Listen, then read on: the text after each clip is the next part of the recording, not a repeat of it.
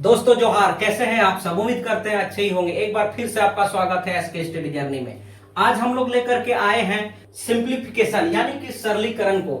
ये सिंप्लीफिकेशन जो है कंपटीशन के लिए या फिर हमारे जो एकेडमिक पढ़ाई होती है उसके लिए बहुत ही जरूरी है। जब तक हम लोग सिंप्लीफिकेशन को जानेंगे नहीं, कंपटीशन की जो क्वेश्चन आंसर है उसको हम लोग नहीं कर सकेंगे। या फिर हम लोग कह सकते हैं कि जब तक हम लोग सिंप्लीफिकेशन को नहीं जानेंगे तो हम लोग गणित का आधार को नहीं जान रहे होंगे, और जब तक गणित का आधार को नहीं जानेंगे तब तक आगे गणित को हम लोग नहीं बना पाएंगे।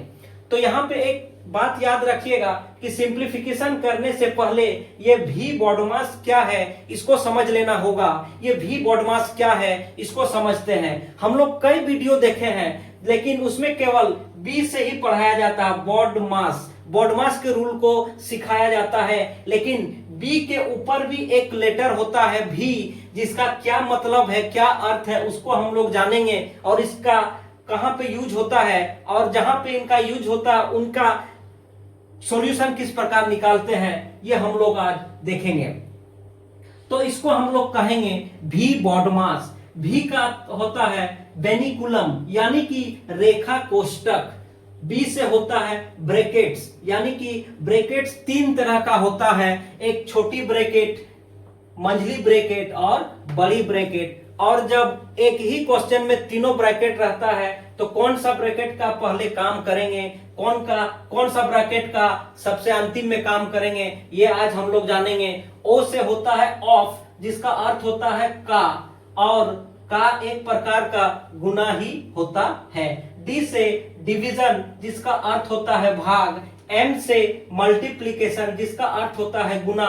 ए से एडिशन यानी कि जोड़, और एस से सब्सट्रैक्शन यानी कि घटाव। इसमें हम लोग यही सीखेंगे कि बॉडमास के अनुसार सबसे पहले किसका काम होता है या सबसे पहले किसका सॉल्यूशन निकालते हैं, इसके बाद किसका निकालते हैं और अंतिम में किसका निकालते हैं। तो जैसे कि आप लोग देख पा रहे हैं यहाँ पे भी बॉडमास लिखे हुए हैं, तो इसका इस तीर के निशान के अनुसार सॉल्यूशन होगा।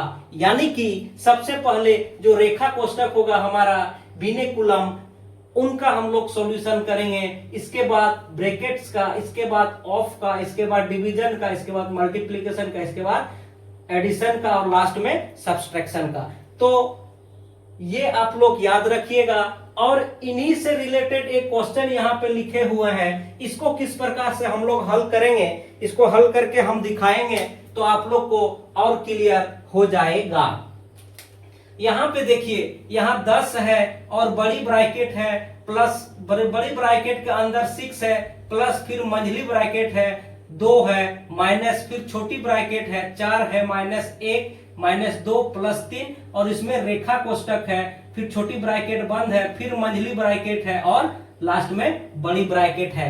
तो इसको याद रखिएगा। सबसे पहले हम लोग किसका काम करेंगे और किसका सॉल्यूशन निकालेंगे।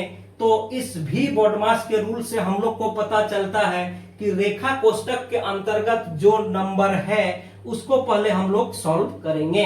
तो यहां आप लोग देखिए, ये 10 को 10 रहने देंगे यहाँ पे, और घटाव को घटाव, बड़ी ब्रैकेट को बड़ी ब्रैकेट, 6 प्लस मंझली ब्रैकेट 2 माइनस छोटी ब्रैकेट 4, और यहां पे आप देख सकते हैं 1 2 और 3 इसके ऊपर रेखा कोष्टक है। तो सबसे पहले हम लोग इसका सॉल्व निकालेंगे या इसका सबसे पहले सॉल्व करेंगे।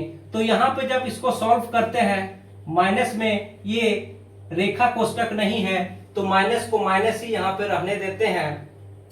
तो जब ये 1 माइनस 2 प्लस 3 को हम लोग सॉल्व करेंगे तो यहां पे हमारा 2 निकलेगा, छोटी ब्रैकेट बंद, फिर मंझली ब्रैकेट और यहां फिर बड़ी ब्रैकेट। अब देखिए यहाँ पे हम लोग क्या करेंगे, इस बॉडमास रूल्स के अनुसार हम लोग ब्रैकेट का काम करेंगे, और ब्रैकेट में भी यहाँ पे तीनों ब्रैकेट है, बड़ी ब्रैकेट है, मंझली ब्रैकेट और छोटी ब्रैकेट। तो सबसे पहले छोटी ब्रैकेट के अंदर में जो नंबर होती है उस नंबर को सॉल्व करते हैं। तो यहाँ पे हम लोग लिखेंगे 10 बड़ी ब्रैकेट 6 प्लस मंझली ब्रैकेट 2 माइनस 4 में 2 घटेगा तो 2।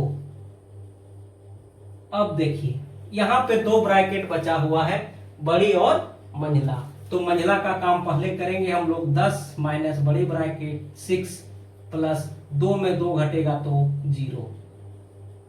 अब लास्ट में यहां 10 माइनस 6 इक्वल टू 4। ये हमारा आंसर निकला। उम्मीद करते हैं कि आप लोग समझ रहे हैं या समझ पा रहे हैं, और इसी प्रकार क्वेश्चन को आप लोग प्रैक्टिस कीजिए। जितना ज्यादा प्रैक्टिस कीजिएगा उतना ही ज्यादा आप लोग को समझ में आएगा और उतना ही ज्यादा दिमाग में ये बैठेगा।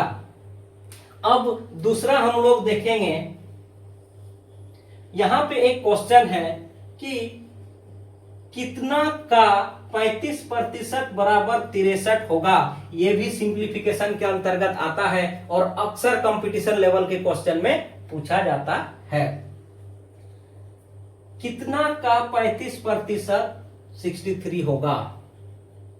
तो इस प्रकार का क्वेश्चन में याद रखिएगा, अगर बीच में बराबर हो और बराबर के बाएं साइड भी कुछ नंबर हो और बराबर के दाएं साइड भी कुछ नंबर हो, तो यहां से हम लोग प्रतिशत को हटाएंगे और जिस साइड प्रतिशत नहीं है उस साइड हम लोग 100 से गुना करेंगे।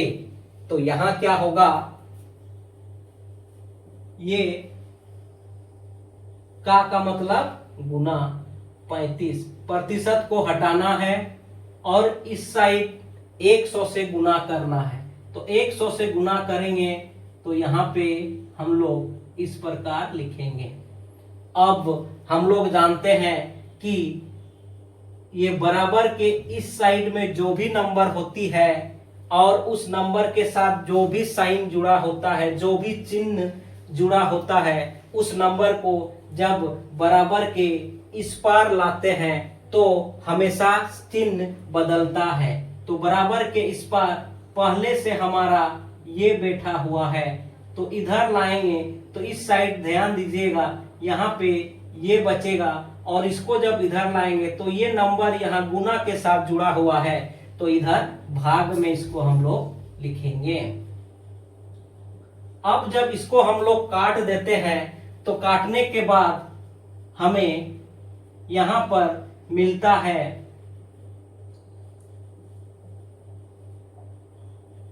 180। 9 ऊपर में 9 गुना 20 180, ये हमारा आंसर है। यहां हम लोग को ये याद रखना है कि प्रतिशत को हटाना है और बराबर के राइट साइड जो भी नंबर होगा उसको 100 से गुना करना है। उसी प्रकार एक अगला क्वेश्चन यहाँ पे लिखा हुआ है कि 30 का 40% बराबर 60 का कितना प्रतिशत। इस क्वेश्चन में हम लोग देख पा रहे हैं बराबर के बाएं तरफ भी प्रतिशत है और बराबर के दाएं तरफ भी प्रतिशत है। तो इस प्रकार का क्वेश्चन जब पूछा जाएगा तो हमेशा याद रखिए कि प्रतिशत को दोनों तरफ से हटा देना है। यानी कि यहां लिखेंगे 30 का मतलब गुना, 40 बराबर 60 गुना वाट। अब इसको हम जब सॉल्व करते हैं तो ये नंबर जो है 60, इसको बराबर के इस साइड लेके जाएंगे या फिर ऐसे इसको हम लोग लिख सकते हैं 60 इंटू वाट बराबर 30 गुना 40। अब यहां पे क्या करेंगे, याद कीजिए 60 जो है गुना के साथ जुड़ा हुआ है, तो इस वाट को यहां पे रहने देते हैं और इधर हम लोग जो है बैठा हुआ उसी को लिखते हैं। और चूंकि ये गुना 60 है तो इधर हम लोग 60 को भागा में लाते हैं, तो यहाँ पे हम लोग लिखेंगे और इसको जब काटेंगे तो यहाँ पे हमें इक्वल टू 20 मिलेगा। यही हमारा आंसर होगा। तो कहने का मतलब है कि सिंप्लीफिकेशन में अगर बीच में बराबर वाला क्वेश्चन हो तो उसमें हम लोग को घबराना नहीं है। बराबर वाला क्वेश्चन रहेगा, एक साइड अगर प्रतिशत रहेगा एक साइड नहीं रहेगा, तो जिस साइड प्रतिशत है उसको हटा देना है और इस साइड 100 से गुना करना है। और बराबर के दोनों तरफ अगर प्रतिशत रहेगा तो दोनों तरफ के प्रतिशत को हटा देना है और इसको सॉल्व करके निकाल देना है। यही हमारा ट्रिक है या फिर यही बनाने का तरीका है। तो उम्मीद करते हैं आप लोग को समझ में आ गया। आज की क्लास को यहीं पे समाप्त करते हैं, अगले क्लास में फिर से मिलेंगे। तब तक के लिए धन्यवाद।